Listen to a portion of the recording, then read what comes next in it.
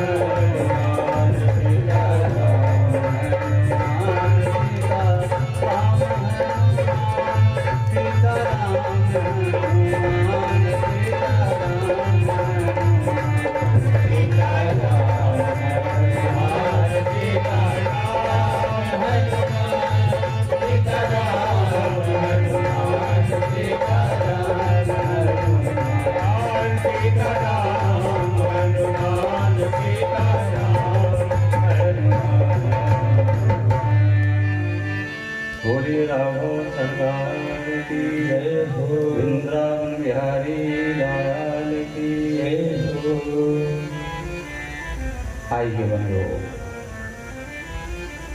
कथा में प्रवेश करें।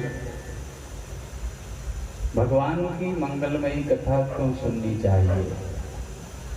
मैं पहले दिन से ही आपसे निवेदन करता आ रहा हूं कि जैसे शरीर को पुष्ट करने के लिए भोजन चाहिए, वैसे ही मन को पुष्ट करने के लिए भजन की आवश्यकता है।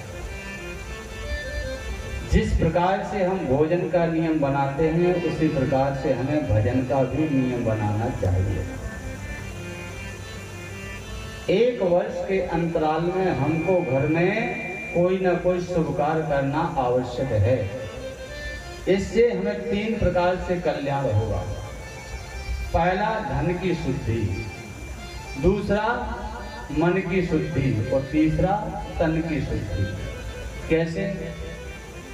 जब हम कोई आयोजन करते हैं तो उसमें धन खर्च होगा, तो आपके हाथों से दान होगा, तो धन की शुद्धि हो गई। और इस तन से हमको सेवा करनी पड़ेगी।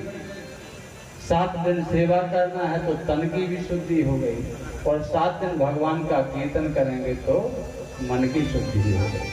3 प्रकार से कल्याण है। और इस कथा को सुनकर के 3 प्रकार के व्यक्ति धन्य हो जाते हैं।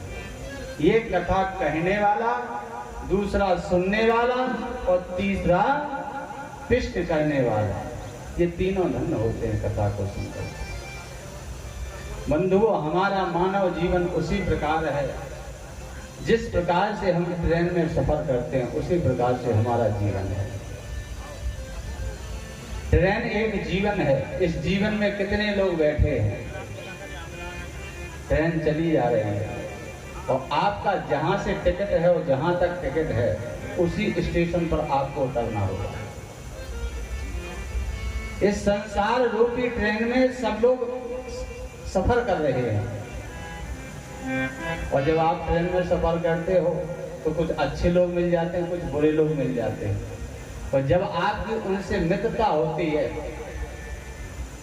तो लगता है इनको छोड़ा नहीं जा रहा है। लेकिन जैसी स्टेशन आती है, अगर आपने कहा भैया बहुत मिल लिया, अब और मिलेंगे, और अगर आपने स्टेशन का ध्यान नहीं दिया, क्योंकि टिकट आपका है दमोह तक का, और आगे अगर आप बैठ गए जबरदस्ती ट्रेन में, तो काले कोट वाले आएंगे, आपको उतार के नीचे कर देंगे। तो हमें भगवान ने जहाँ तक का टिकट दिया है, जहाँ तक का जीवन दिया है, वहीं तक का हमारा सफर तय है। और अगर हम जबरदस्ती बैठ भी गए, काले कोट वाले आएंगे, जबरदस्ती आपको उतार देंगे। फिर वहाँ बहाना नहीं चलता है कि भैया हमें अपने मित्र से और मिलना था, अभी 2 घंटे और मिलना था, वो धक्के दे के उतार देंगे। इसी प्रकार से हमारा जीवन संसार में चलता है प्यारे। कई लोग तो इस जीवन को बिगाड़ देते हैं, जीवन बोझ लगता है।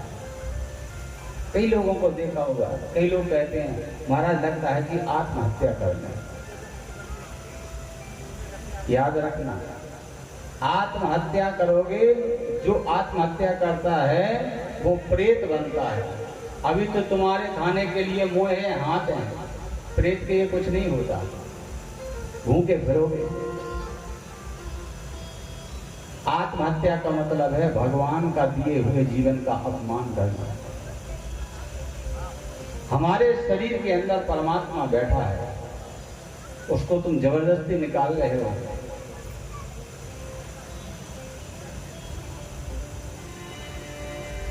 तन निर्मल बनाना बड़ी बात है,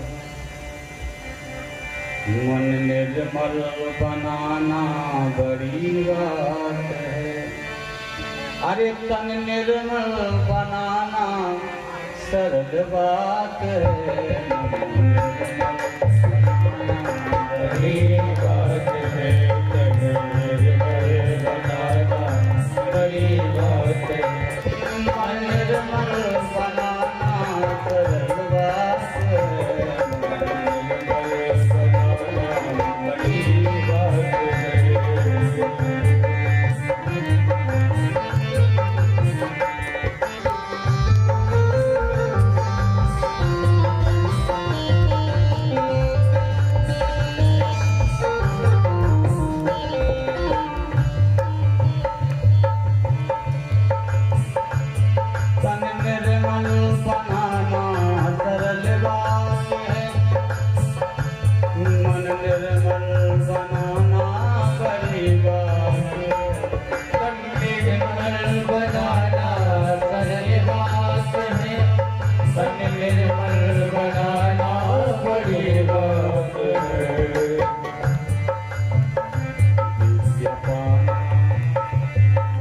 विद्या पाना अभी तो सरल बात है, विद्या पाना अभी तो सरल बात है, ज्ञान दीपक दिखाना बड़ी बात है।